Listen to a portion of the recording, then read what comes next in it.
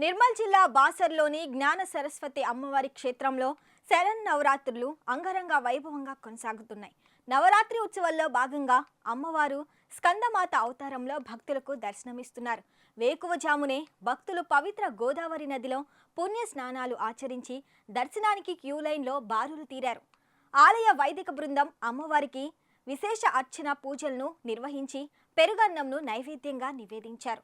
అశ్వయుజ శుద్ధ పంచమి నాడు దుర్గా నవదుర్గాల్లో 5వ అవతారంగా దుర్గాదేవి నవరాత్రుల్లో స్కందమాత అమ్మవారిని కొలుస్తారు. కొన్ని చోట్ల పద్మసానా దేవి, విద్యావాహిని దుర్గాదేవి అని కూడా పిలుస్తారు. శ్రీ జ్ఞాన సరస్వతి క్షేత్రం బాసరలో శారదీయ శరన్నవరాత్రి ఉత్సవాలు అత్యంత వైభవంగా జరుగుతున్నాయి.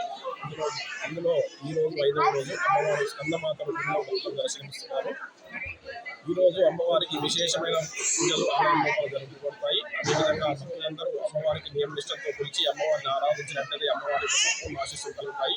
ఈ రోజు అమ్మవారిని ధ్యానిస్తే స్కందమాత అమ్మవారిని స్మరించి ధ్యానిస్తే అమ్మవారి యొక్క సంపూర్ణ ఆశీర్వచనం కలుగుతుంది. కాబట్టి ఈరోజు పెరుగు అన్నాన్ని నైవేద్యాన్ని చూపించి అమ్మవారికి నమస్కరించినట్టు ఆరాధించినట్లయితే అమ్మ అవకాశం సంవేదన